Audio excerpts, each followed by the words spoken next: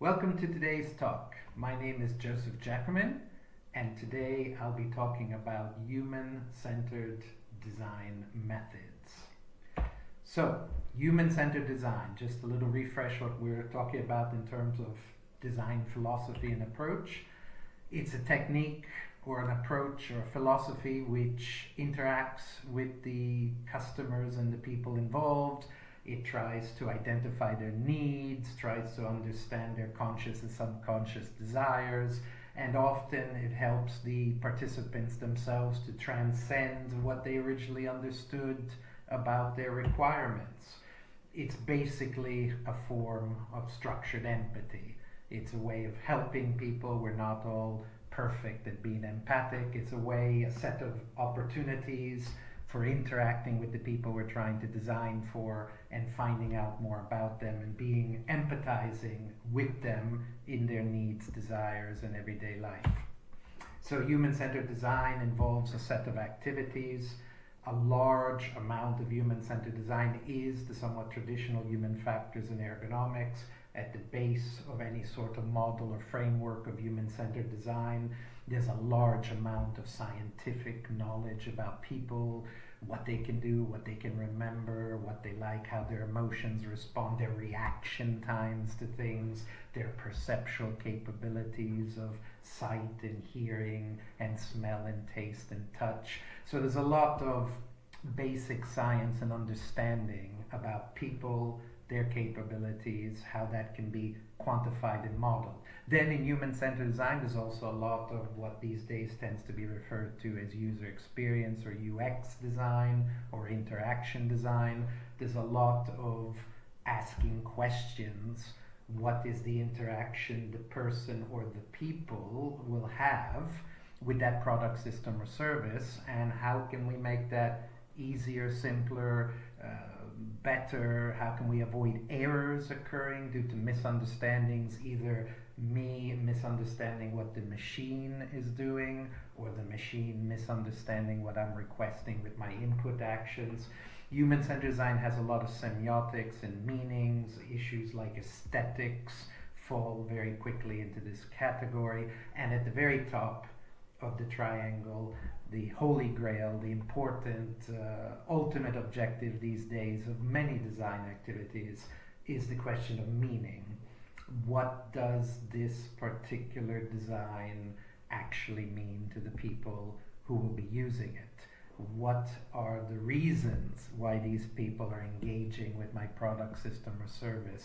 What are the outcomes they expect? And how does this fulfill them in terms of their expectations and their life experiences? So meaning is incredibly important in human-centered design, and that is very much a metaphysics question. It isn't these days so much about scientific or technical perfection or even many times technical quality. It's not about how much you can get into the boot of the car or how easy it is to load the things into the boot of the car or how easy it is to open the door or open the boot of the car. Quite often these days there's very high expectations for these. They're often considered basic requirements, and the human-centered design quite often has to spend a lot of effort at understanding what the person experiences, what the experience of using this device is, what they like and don't like about the experience, and how to make that a better experience and more meaningful to the person. In the case of the car, making the car something the person is so happy with and so proud of, they'd be happy to have it parked in their driveway in front of their house. So human-centered design these days very much starts with eliciting the meaning, looking to identify the metaphors, trying to understand the mental models and the thinking processes involved, try to understand what the people that we're designing for really, really want, and trying to then look at the possible technical specifications, the possible prototyping, develop concepts which may go some way towards addressing those expectations and those needs. And then, of course, there's a lot of customer testing, or user testing or participant testing involved in human-centered design. So human-centered design quite often means flipping 180 degrees the order of the activities, and to some degree the order or the ranking of priorities of what we're trying to design. Whereas in the past we might have knocked something together in the workshop, built a prototype and tried an idea out without really knowing much about the customers or the people involved. These days we tend to get to concept generation and prototyping from a position where we already ethnographically co-design, interactive, empathizing. We've sort of got a pretty good idea of what the people would like or not like, what they'd enjoy or not enjoy, before we actually invest a lot of time and money into prototyping something and testing something. So to some degree, a flipping of what might have been the traditional order of activities. So, human-centered design methods, the topic of today's talk. Much of the material that follows will be taken from a textbook, a recent textbook, which is a collection of human-centered design methods which have been identified as particularly useful or particularly common in the automotive, transport, mobility sector. So these are methods which are relatively generic, but they're very, very helpful in a transport, mobility, automotive setting, and they've been selected and they've been identified and analyzed from a large activity in which a major literature review was performed. Well over 700 methods were identified as in the literature, in use, in various business settings. And that set of methods was reduced quite dramatically with certain criteria about its applicability to the automotive sector, and some observations were made about how they break down, how they can be grouped, how they can be clustered or classified, in order to better understand what the differences might be and how to go about selecting them. So a lot of this material is coming from one particular source, but the source was the result of a very large analysis exercise. So what kinds of things did we notice from the more than 700 methods which are in fairly common use today? First of all, human-centered design methods, they all attempt to capture some aspects of what the people are thinking and doing and what they like and they don't like, but of course they capture different aspects. So there's a question of what kind of information, from an information perspective, what kind of information is a designer actually going to obtain after using a given method? And when you look at it from that point of view, there's various ways it could be categorized, but one way that we found particularly helpful at the time was to consider the information breakdown as fitting into roughly 3 categories.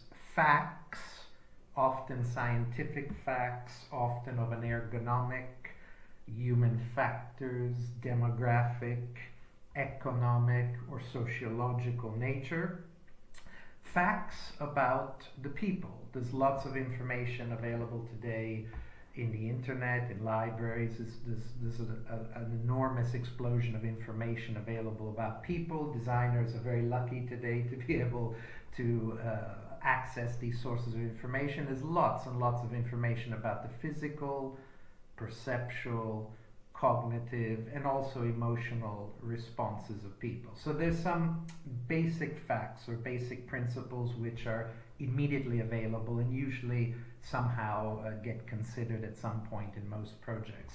Then there's a set of methods in human-centered design. In what follows, there'll be several of these, which really are identifying what's visible.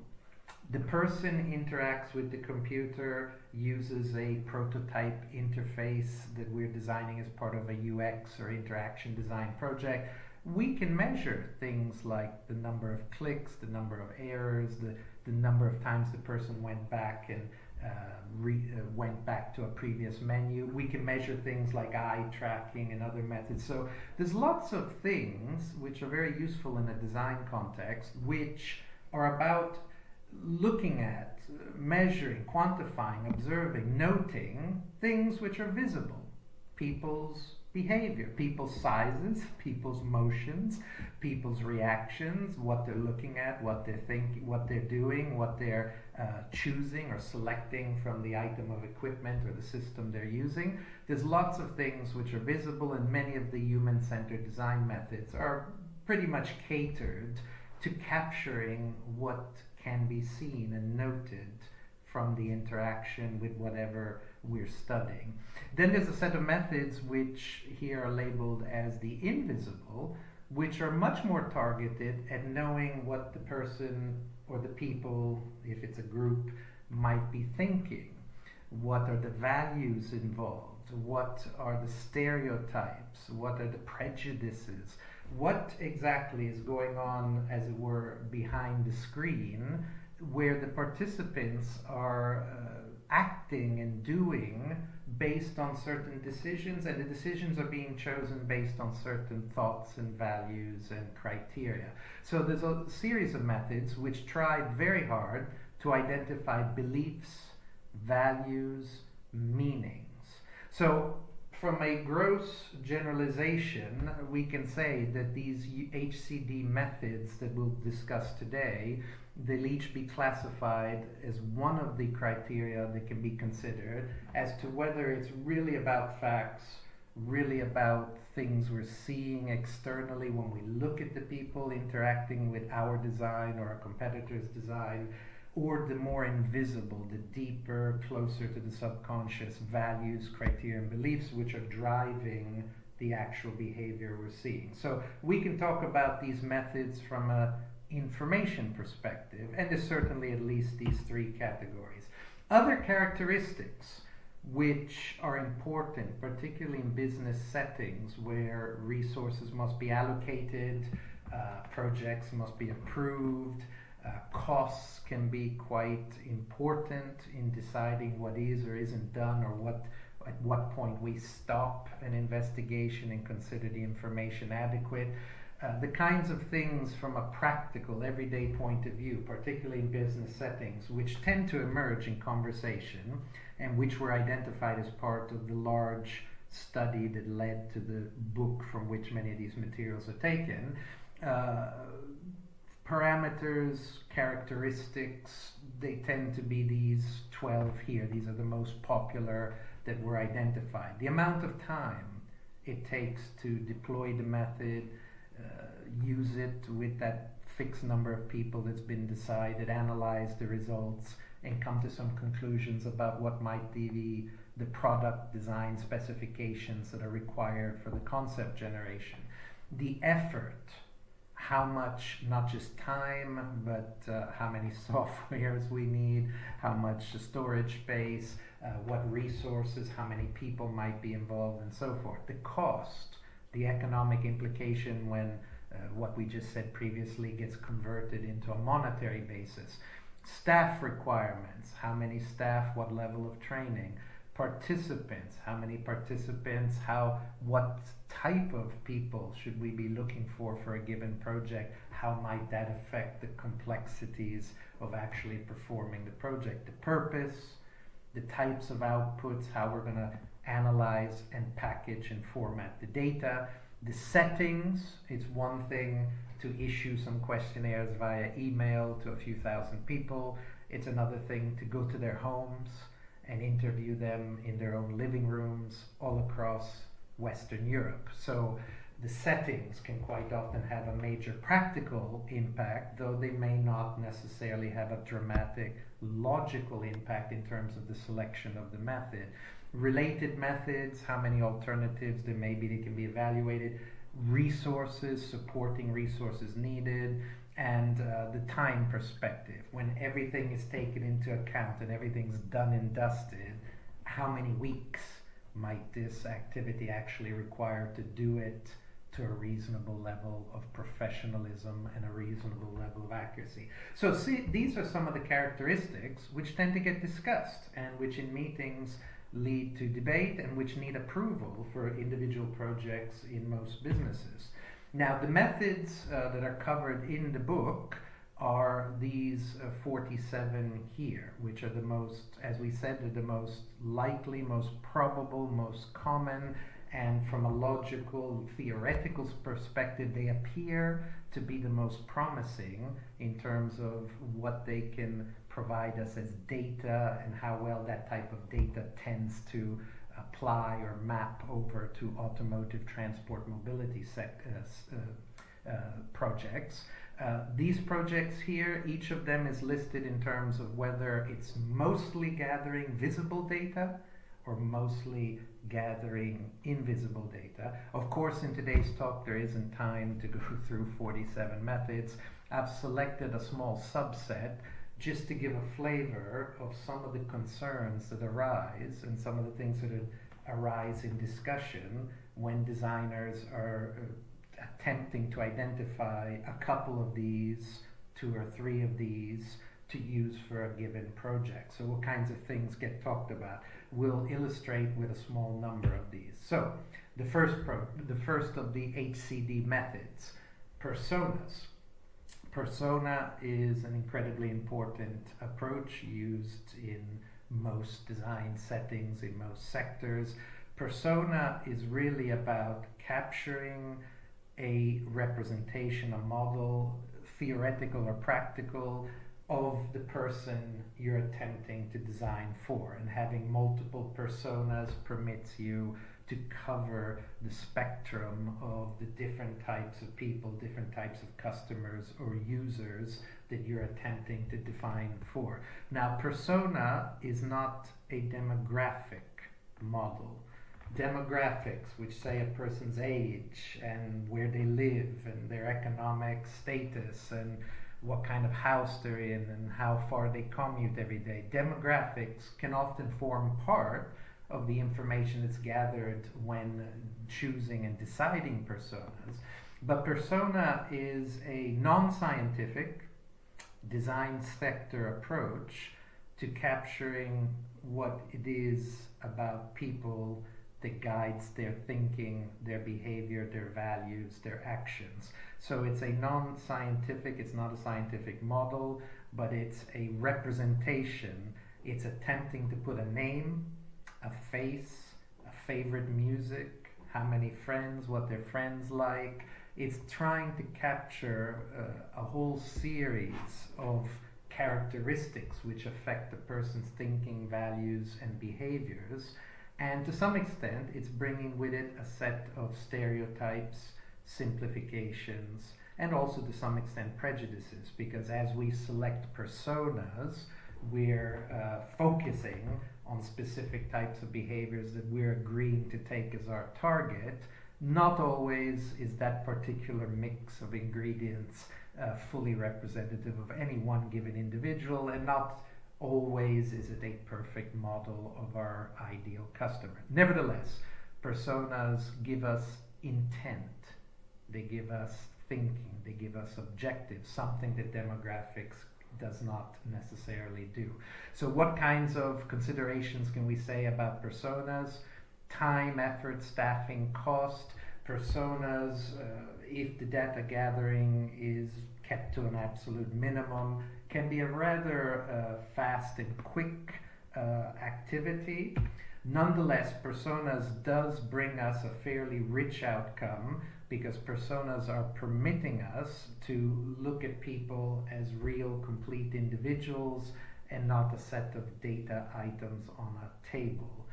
Personas will permit us to look more deeply at the intentions of people, and once we have 3, 5, 7, 10 personas agreed by the design team for the project, those personas can be taken as judges or juries of our design, concept design process. So at every stage of the design process, we can pull out these personas. They have names and faces and characteristics and likes and dislikes, and we can ask the questions. Who of this group would actually enjoy our preliminary concept? Which members of this group would be most likely to engage with it? How much value, how much might it be worth to them in terms of meaning and lifestyle and experience? how much may they be willing to pay for our concept if we get it to market. So we can actually use these people who are on paper, on pen and paper. We can use these people as judges and juries of our actual design decisions at each step of the process. Another traditional design tool, very powerful one used in human-centered design quite a lot, is scenario. Because the same way that we're designing for real people, not for demographics or scientific models, we are also designing for real places and real points in time. The products that were made in 1920, many of them would not be judged appropriate in 2020. We are looking with scenarios to capture spatial locations, social settings, moments in time, situations where people use some particular design we're providing for some purpose, and we're saying we must focus our design process on these 3, 5, 7, whatever they are, key scenarios we've agreed for our project, because these are the make or break locations, these are the make or break issues, these are the make or break social settings where it must work. It's one thing to have an information arrive as a text message on a cell phone when I'm reading it in isolation on a park bench by myself. It's another thing for the same message to show up very big on the screen on maybe the dashboard of my automobile when I'm driving with my mother sitting next to me. So scenarios, the places, the locations, the conditions, the social constraints, maybe also the economic constraints involved, are very critical to judging the possible success or failure design. Scenarios, the gathering of the data and the amount of effort and cost involved in producing it quite often tends to be a bit more than that of the personas, because the personas, usually most organizations have a fairly good database of demographic and other data and survey information of their customers. But scenarios really is about going out there, looking at the usage patterns of whatever it is we're designing, or potential usage patterns for something completely new and novel, and looking at the locations and the social and the economic factors that might be impacting it when we decide to finalize the details of the 3 or 5 or 7 scenarios that we're going to fix as our make or break objectives for the project. So quite often a little bit more involved in terms of resources.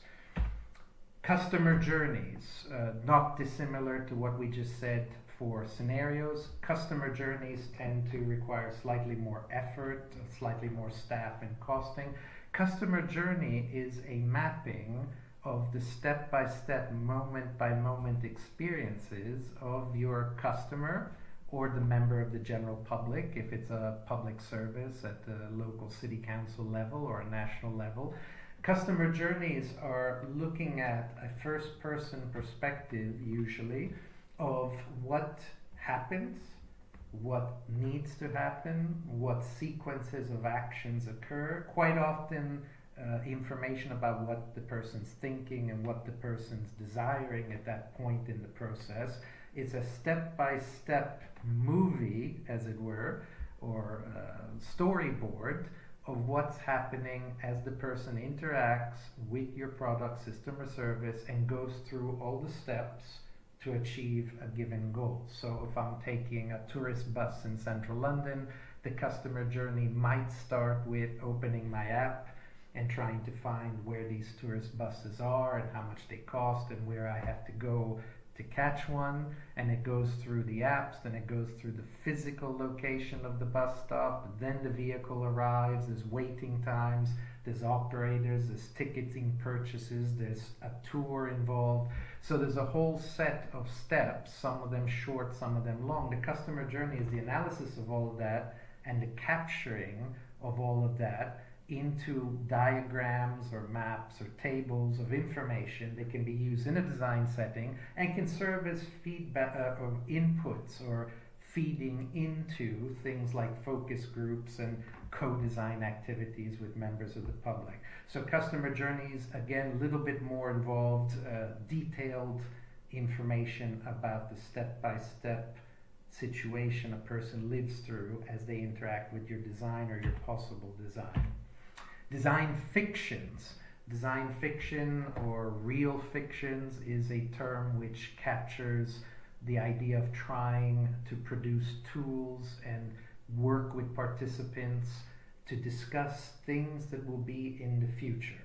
So design fictions will collect as much information as we can in terms of future projections, future predictions, speculations from think tanks and focus groups and governmental agencies about how changing technologies, changing social trends, changing fashions and human rights concerns and so forth, economic modeling will take projections of what may occur at that future point in time that our product, system, or service has to operate, and we'll take that information and consider it and try to weed out or select what seem to be the more realistic, more probable, the more likely possible scenarios, gather them together, and then say, can we produce materials to work with participants to bring those participants into that imagined future situation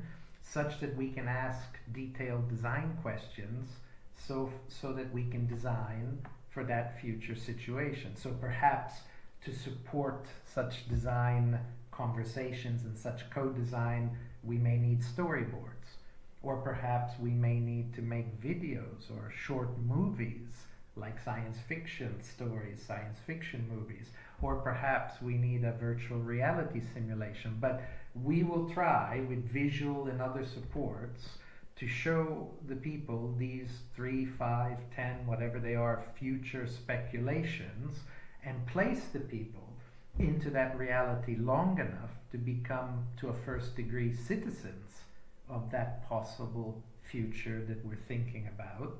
Then, as designers, we can co-design and we can ask questions. Where would you like the coffee machine? Is it coffee you really want, or is it something else, given we're talking about 10 years in the future or 15 years in the future? What would you like in terms of fashion? What would you like in terms of cuisine? What would you like in terms of mobility solutions?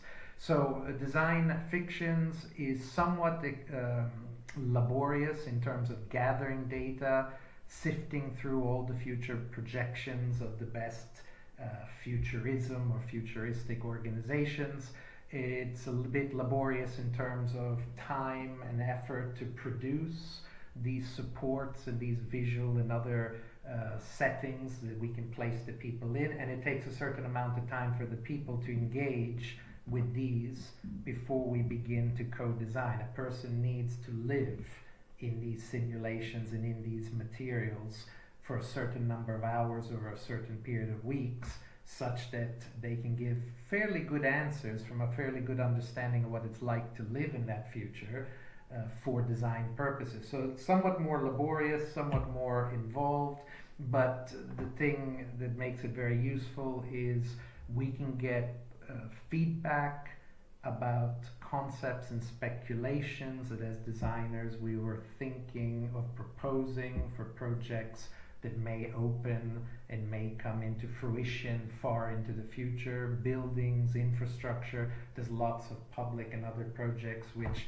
may not open the gates for 10 years in the future. This is a way of reducing a little bit the uncertainty, optimizing and rendering slightly more efficient the design process, and getting to a better conclusion by having speculated a set of options, provided a set of materials, put people in there, let them become citizens of those possibilities, and then gather design data that we can use to optimize, tweak, and adjust our design thinking to get those designs as best possible for those people in that future.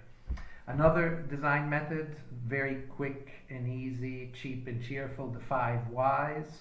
This this particular example has been selected because this one is one of the several HCD methods which attempt to get closer to subconscious processing, closer to values and meanings and criteria that the people hold, and maybe is not always so visible externally. The 5 Whys, very simple method. If you're prototyping something and there's a great big button on the screen of your app, on your prototype interface, you can ask the person,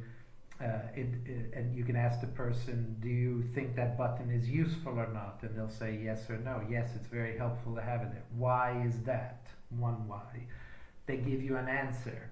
Then you take their answer, you feed it back in, and you say, okay, why is that? Why do you say that as your response to my previous question? Feed back what the person's saying 5 times, strip away the layers of the onion, and you will get closer and closer to what are more criteria, meanings, stereotypes, prototypes, prejudices.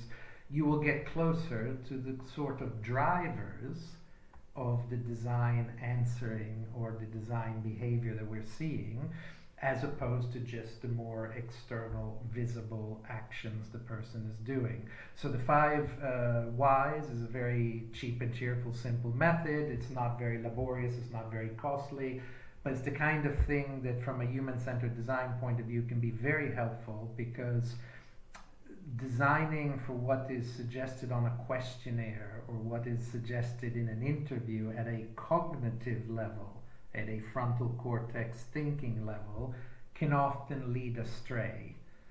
Quite often people's decisions and their behaviors are driven by rather rapid, fast thinking processes, and a lot of that, if not most of it, is subconscious in nature. It's very difficult to get those informations from questionnaires, interviews, and other cognitive or linguistic techniques.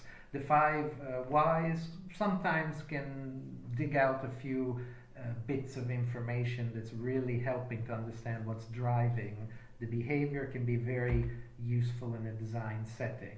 And what you end up with is a laddering or an understanding of the sort of criteria and the sort of values involved in the issue that you're investigating as a designer as part of your concept development.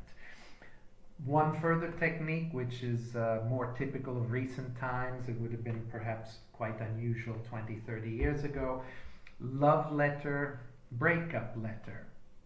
One technique that's being used with quite a bit of success by various businesses at the moment is to ask the people to take the design concept that the designer is proposing, or the competitor's product, or whatever it is that is being taken as the reference, and write a love letter to that artifact, or write a breakup, splitting, separating letter to that same artifact. Now, what is the idea behind this approach? It's actually quite a serious idea, which is emotional processing and emotional valence and intensity that people are living through is a major driver of human thinking and a major driver of human behavior. We've come to realize these days that there's no such thing as the perfectly rational, logical piece of information. There's no such thing as the perfectly rational, logical individual. It's even difficult to do 2 + 2 = 4 without emotional tagging of 4 being a happy, positive, correct result, and 5 being a negative, unhappy, angry, wrong result. So human emotion processing as part of the nervous system is integrated into everything we do and everything we think and everything we say. Therefore, this technique is saying, let's take a scenario which is highly emotional in nature, one of the more emotional that any given individual might live through, and let's use that scenario, that format, as a way of understanding what are the big make or break issues with our design, our current one, our competitor's design, our concept that we are proposing. Let's see what's the make or break. What is it that's really going to lead to happiness or sadness, for the people involved, because we really want to focus on emotional intensity and valence. Lots of methods will tell us practical things about functional aspects. Lots of things will tell us about usability. Lots of HCD methods will help us to make the experience a little bit more frictionless, or to make the experience a little bit more engaging. But if we really want to get to the happy or sad, this type of format may have some benefits. Slightly more involved than some of the other methods. It's not easy to propose it to people. It's unusual. It's tricky to implement sometimes and get good result.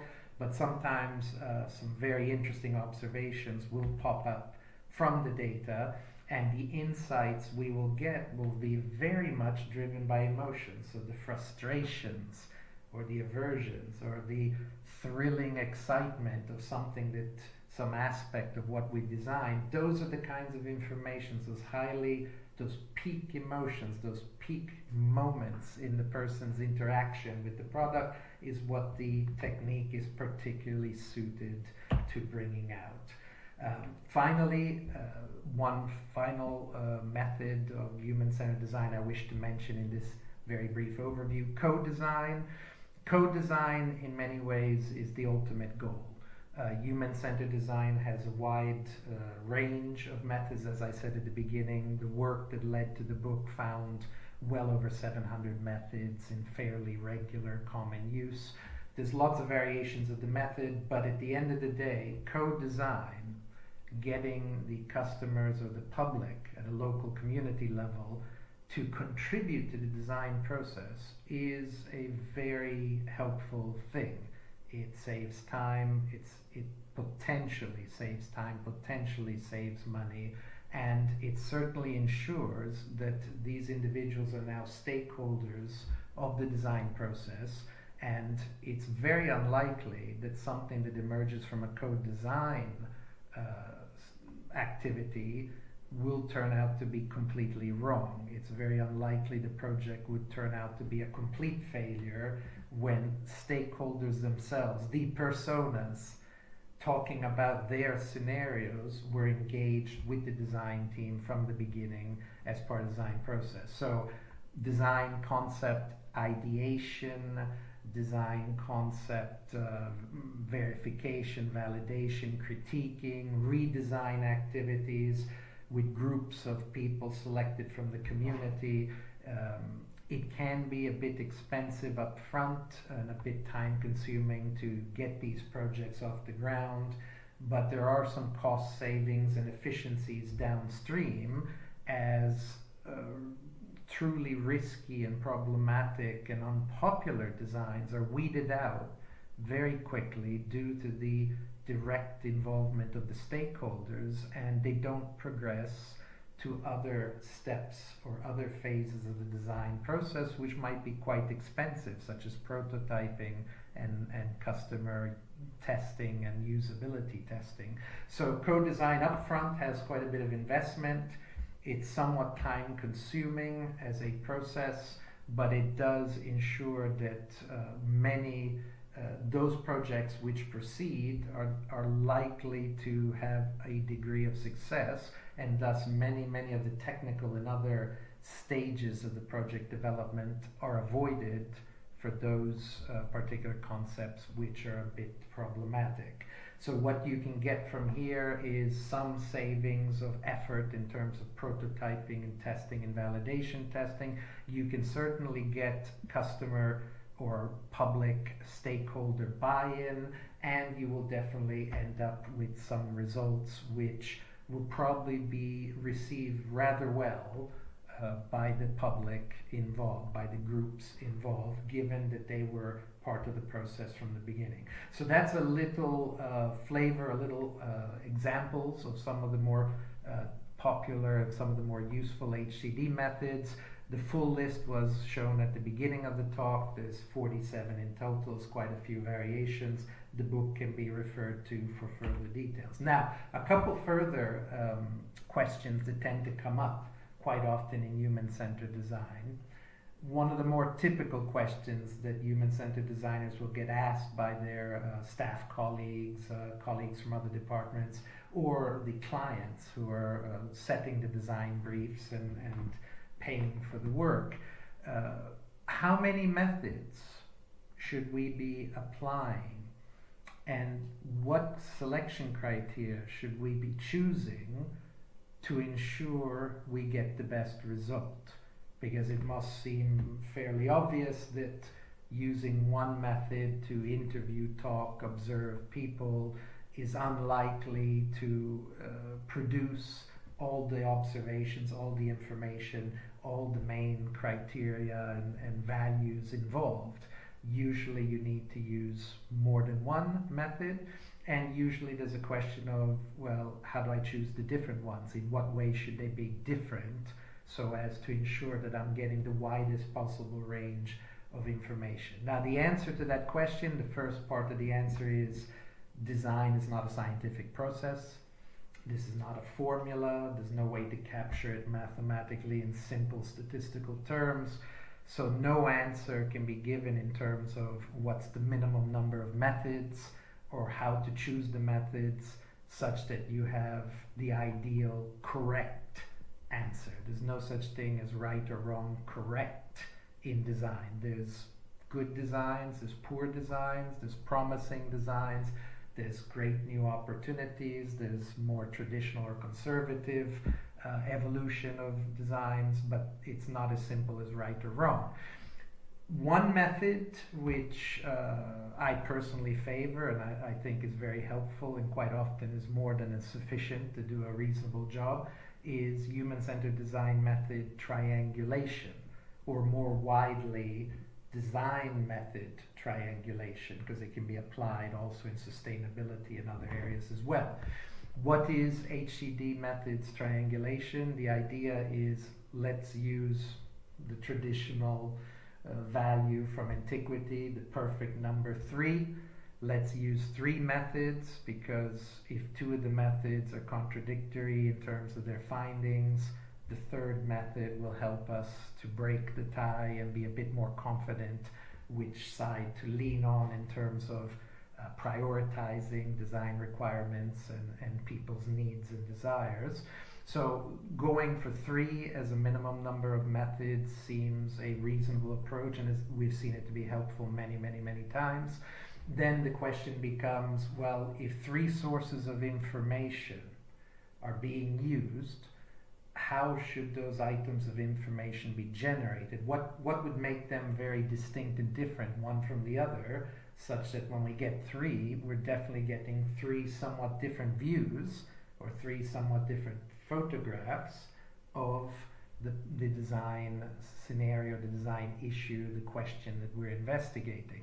Well, the proposal that I would suggest that we've found to be helpful many times, if one of the methods is considered to be the contextual, the demographic, the economic, the engineering data involved in that particular type of product or service, the other 2 methods, it seems very reasonable to select one which is very much what the person, the customer, is doing, what we're seeing them do, the number of errors they make, how long it takes them to do it, how they go about moving the thing and using the thing, and the other one being what the customer is saying.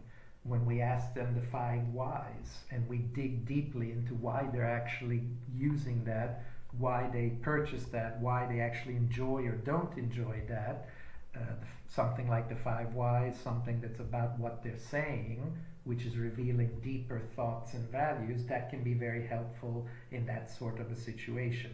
So HCD triangulation, a minimum of 3 methods. Of course, if time and finances permit, it's always nice to do more, but 3 will usually get a pretty good understanding of the design situation and the opportunities that the designer has for doing something, and breaking it down into the data, the scientific data, what they actually did in that context, in that situation with your design, and what they said about it.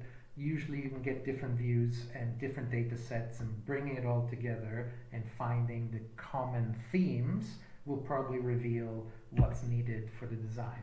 And then finally, a couple other questions that I get routinely. What about sample sizes? There's a lot of confusion out there about sample sizes for design projects in general. Sample sizes, there's at least two ways to look at the issue, and because there's two ways to look at, that's where some of the misunderstandings and confusions can occur. Sample sizes, there's one issue is, am I finding things? If I'm doing design ethnography and asking questions to people about what they want for some product, system, or service, am I finding the characteristics? Am I identifying the needs and values? Am I getting them out of my HCD method? Did I actually, from talking to 10 people, manage to make a list of these that I could hold to one side and use it as a reference all along my design process? So one issue in design is finding things. And from that point of view, there's been lots and lots of work done, and lots of anecdotal evidence and websites and things floating around on the internet talking about the fact that usually something of the order of 5 to 7 people in some sort of a test group, whether it's a focus group, a usability test, an interview, 5 to 7 people quite often is sufficient to be comfortable that you found the majority of the most obvious parameters, factors, criteria, problems, issues, whatever it was the activity was looking for. You've probably found that number of classes, the minimum number you need to design, with as few as 5 to 7 people. And here on this slide is an example of work Don Norman and Landauer did some years back, where they're talking about usability issues, and they've come up with an expression from statistics, from simplifying the statistical distributions. And what you're seeing on the diagram is suggesting that by the time you get to about 7 people, you found most, maybe not 100%, but most of the big issues that you need to be aware of as a designer as you move from concept design to prototyping. So when looking for things, there's a small number of people can be incredibly helpful to identify values, criteria, problems, issues, categories of things can be found without great numbers of people.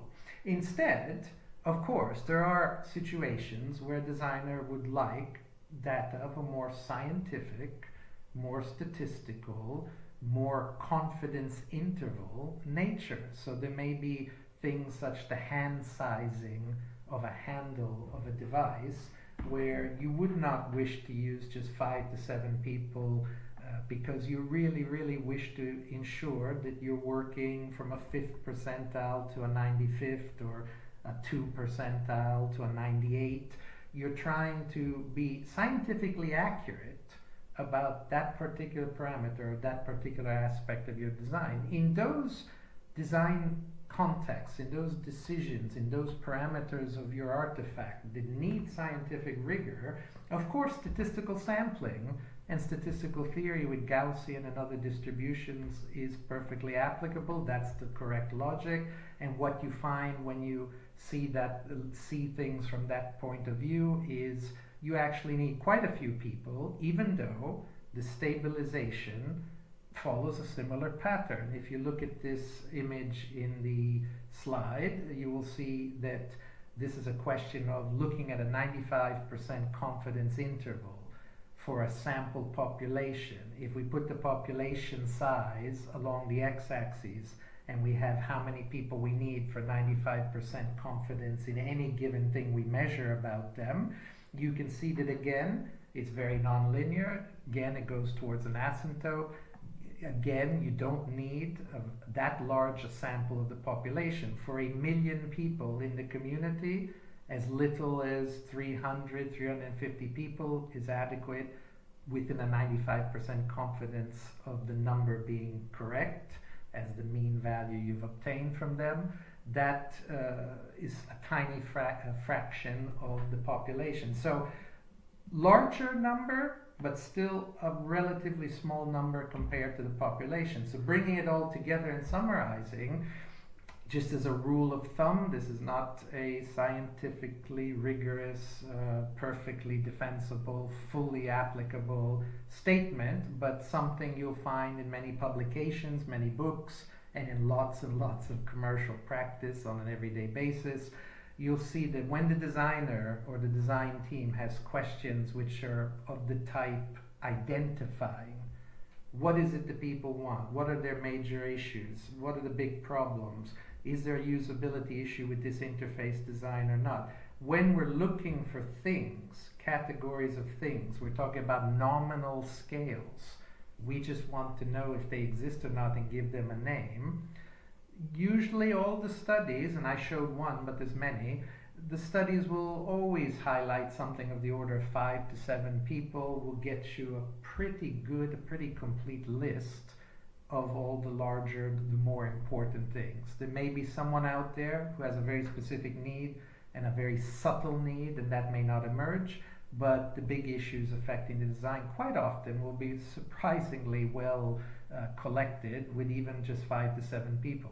Instead, for all those aspects of design where we need a much more scientific level or a technical engineering level of accuracy, could be human factors assessment, safety systems testing, consumer testing. These are all types of applications where we will put the data on a graph or a diagram, and the diagram will be either ordinal, interval, or ratio scale in nature. There, again, the thing curves in, it's very nonlinear fairly quickly, and you see that from 30 to 60 people, you tend to get a pretty good convergence and a pretty good result. So a lot of ergonomic and human factors rules of thumb that you'll find in the literature will be around 30 to 50 or 30 to 60, as in the case I've listed here, just to be safe. Those kinds of numbers will probably give you a very convergenced, stabilized, reasonably reliable result of a scientific statistical nature. So as designers, the sample sizes for the HCD methods, it's not possible to just blanket stipulate this method needs this many, this other method needs that many. It's not that straightforward. It's more a question of you've chosen that method because it's about what they say or what they do. Okay, now, how accurately do you need the data? Are you looking for issues or opportunities? Maybe 5 to 7. Do you actually need a number, 2.335, to size something for your design? Well, then you may need 30 or 40 people to feel comfortable and to justify your design selection. So that's the question of sample sizes.